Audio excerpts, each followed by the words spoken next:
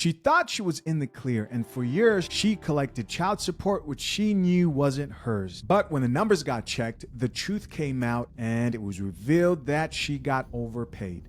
And the court demanded that she pay the father of her kids back. In this case, the child support was miscalculated, so the dad ended up paying more than he should have. So we're talking thousands of dollars, guys, that left his pockets unfairly. And mom tried to argue that it wasn't her fault, that she turned in paperwork, that she wasn't trying to mislead anybody, right? But here's what the judge had to say about that. The title of this video reads, Mom ordered to pay back $8,000 in overpaid child support, fraud committed on the court. Shout out to court watchers. The court will note the appearance of Ms. Greenlee-Clore on behalf of the plaintiff. This matter is before the court on the plaintiff's motion for repayment of overpayment of child support. I've read the pleadings, Ms. Greenlee-Clore. Is there anything else you have to add? The only other thing I have to add, Your Honor, is looking back at the documents, the calculation, first of all, Ms. Chilton is an intelligent woman. She knows how child support works. The child support calculation that was giving her so much child support had her income at $15,000 per year. When we recalculated child support, the child support was at $50,000 per year for Ms. Chilton's income. And that was what it was recalculated on. There's no way that Ms. Chilton knew, or there's no way that she did not know that child support shouldn't have been at that level that it was at. And I don't know that's not up for debate today because it's already been modified. But at this point, my client's kind of stuck where he's overpaid child support for years, essentially, to Ms. Chilton, but he has no way to get any of that child support back. And as our motion indicated, he tried to pursue this. It didn't come back. And I think what we need to do is we probably need an order from this court with how this is supposed to get paid so that if he does need to, he can pursue collection action. All right. So obviously that's his attorney right there. I do want to say this, guys, because the big question here is, did she plan this? That's the question. Did she do this on purpose? And I'll leave that up to you guys to decide as you keep watching. Okay. Thank you, Your Honor. Thank you. Ms. Chilton, what's your response?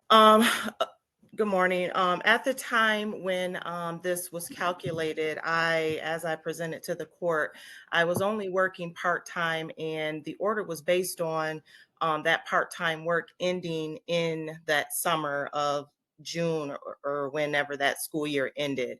And again, as I put in my answer, that I was not going to be working over the summer because I was going to school. And then once I went back to work in August, which, I did have a full-time job at that time, that is when I submitted the documentation to the child support court that I was in fact earning more money. So I did submit documentation. I didn't understate any income. We had to submit documentation to the court at that time to prove my income at that time. And so I don't feel like it is at my fault that that the child support stayed in that way. Once I submitted documentation to the court of my full-time employment, it had not changed, so I took it back to the court. I submitted it twice, as you will see in the documentation and supporting evidence that I did submit this documentation to the court twice. So I submitted, I did everything that I knew to do. I was not trying to be deceiving in any way. I submitted the information that I had, that I knew that I needed to submit. And that income was based on him working more at that time. And then he went on to a different job that caused him to make less. So the recalculation, I'm not sure where the $50,000 is coming from, but again, I was not working prior to that due to COVID.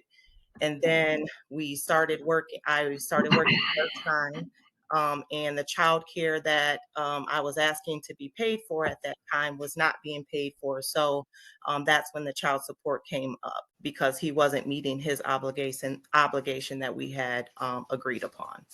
Okay. Well, in this particular case, I'm not going to address the issue of the amount of support, because that was changed and it's already been resolved. I understand the arguments, but it would be inequitable to charge the plaintiff an amount, and again, it would in essence have him paying over $7,000 that he should not have had to have paid had it been calculated at that correct amount at that particular time. So the court is going to grant the motion for the repayment. Greenlee Court, what I'm going to do is order that the amount of $6,891 would be repaid over the same term that it was collected. So if it was collected over, I think you said over 12 months, then that would be repaid over 12 months. If it was longer, I just don't know based upon the pleadings that are filed over what time that was collected. So I'll simply order that you can figure it out when it was collected and then have the repayment over the same term. Your Honor, so just to clarify, dating back, so the court backdated support to March of 2022. Are you saying March of 2022 to today would be the repayment period? No, I'm saying the time that he paid the overpayment, that the repayment would be over the same term. So if it was 12 months, if it was 18 months, I don't know from the time that he began paying that $764 and the time that it changed to the 34. Engaged or soon-to-be married men, getting a prenup doesn't have to be confusing. At fathershaverights.com, we break everything down in plain, simple English so you feel in control from day one. Here's one of our 5-star reviews from Logan. I didn't know much about prenups before, but the way everything was explained made it easy to understand. It didn't feel overwhelming or super legal heavy. It was just real advice that actually made sense. I feel way more secure going into marriage now. Grab the guide for the price of a couple of dinner dates by clicking the pinned link in the comments and join the hundreds of future husbands securing their marriages the right way. So my first question is, does she look like she's going to pay that money? Because there was a caption there on the screen. I think that was a great question that said, what's the consequence of not paying or taking too long to pay? And if you think that the chicks in these court hearings are not defiant enough to actually sit there and say, I'm not going to pay that without some sort of consequence to follow that, then you just haven't watched enough of these court hearings. I also think it's important that I explain something here about what's happening that was initially a little bit confusing even to myself. And I'm just going to be honest, I'm learning a lot of this as I go. Yes, I sometimes will, look something up. Sometimes I'll do it right here on screen with you guys while I'm recording, but I'm learning as I go. And one thing that I am amazed by is how there's just so many ways you can get screwed, like this father here is getting screwed when it comes to family court. So you may be sitting there going, okay, I don't get how she reported that she makes more money. And because she makes more money and has custody of the children, he then has to pay more money. To explain that, I'm going to use the most simple math and method I possibly can. And I want to know how I did explaining this. And you can confirm if you understand. And I also back it up with Miss Coffee too after this. So remember that when it comes to the court, the justification they use when it comes to their calculations is we want to make sure that the kids maintain the same lifestyle no matter where they're at, and also want to make sure that each party is contributing as equally to that child's well-being as possible. The key phrase to remember here is that each party, right, mom and dad, are contributing as equal as possible. This is how most states, and you want to look at your state because, yes, this is most states, but there are some states, I believe like Mississippi, it's a little bit different. But they want to make sure that mom and dad are contributing as equal as possible to that child's well-being. So for simplicity's sake, I'm going to use some unrealistic numbers here in earnings just so this is simply understood. Let's say mom makes $50 a year. Yes, I know, unrealistic. $50 a year, right? That's what she has, $50 a year. And dad makes $50 a year. Well, that's easy, right? You look at that and you say, okay, these kids are living $100 lifestyle. And in that fictitious $100 lifestyle, they're going to say, okay, since she has custody of the kids, you're going to contribute $25. And they're going to assume that while she's taking care of the kids, she's also in that household, contributing about $25. So on paper, that looks even. He's only able to earn $50 a year. She's only able to earn $50 a year. So chances are it's $25 each, right? Now, what if she's earning $100 a year? Well, what happens is now on paper, they're looking at that and going, well, she's obviously able to contribute more. Remember, it is less to do with the person who's earning more, filling the gap, but it's about making sure that you're both equally contributing. So if she says she's earning more, like she did here in this situation, they're going to say, all right, let's go back and look at that. Well, instead of $50 a year, she earns $100 a year.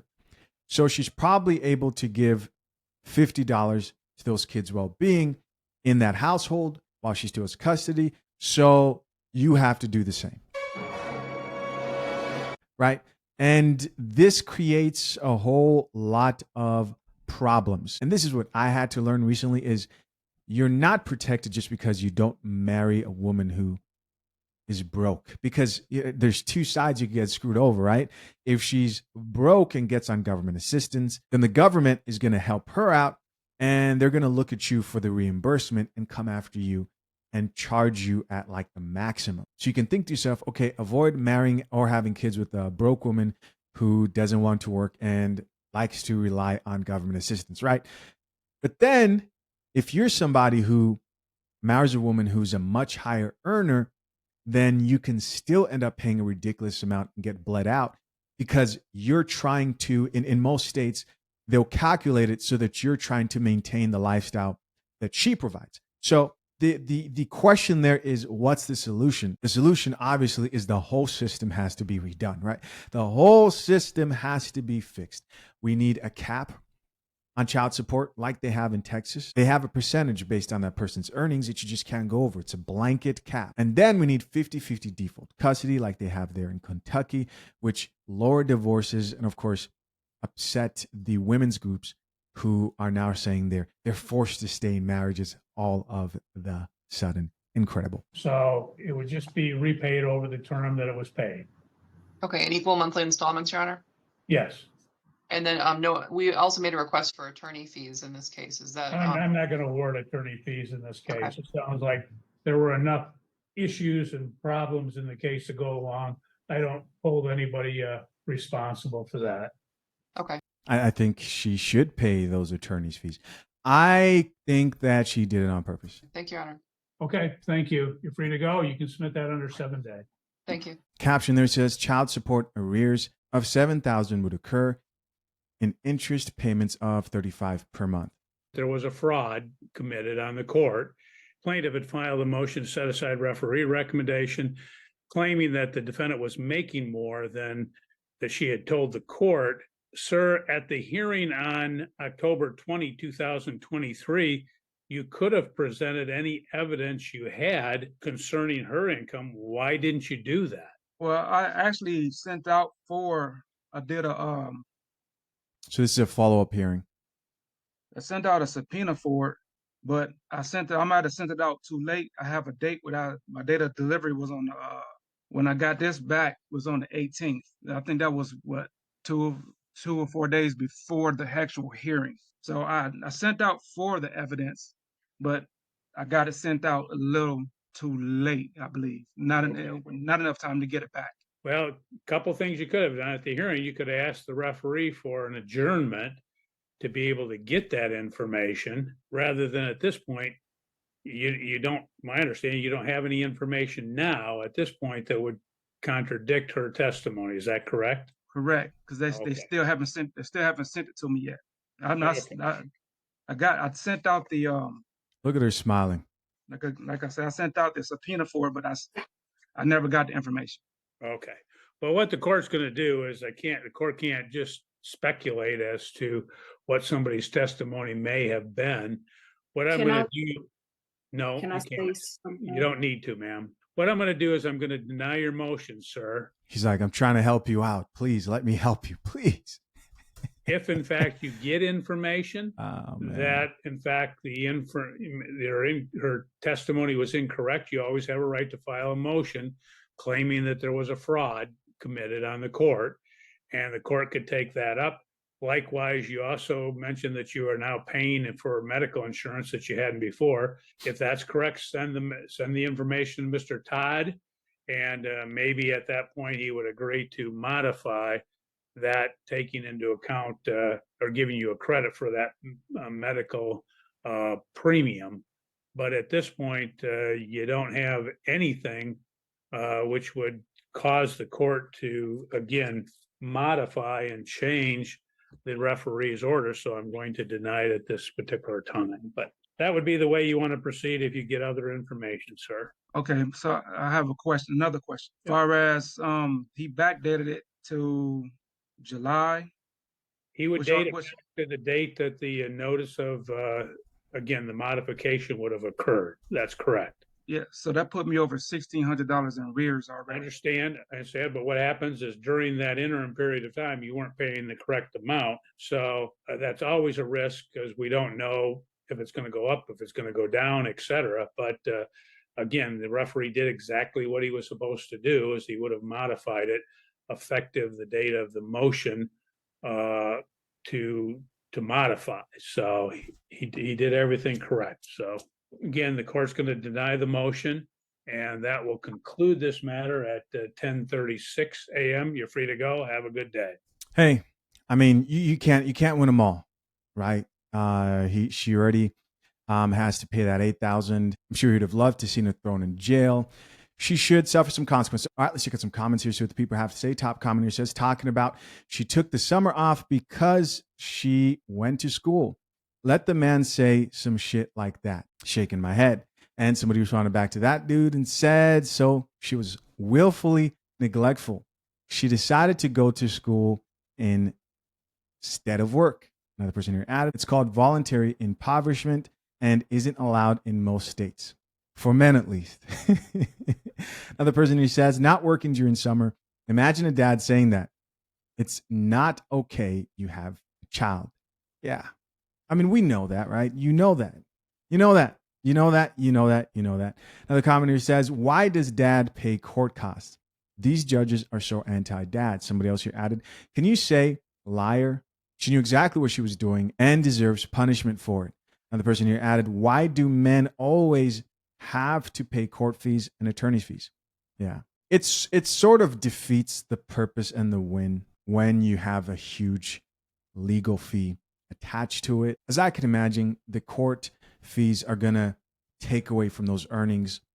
And it's always great to see someone being held accountable for court fees when they're the ones causing those court hearings, right? Somebody else who says she is so wrong for that. This comment here says, good thing this happened outside of Dallas, Texas. Judge Aguilera would have ruled in her favor.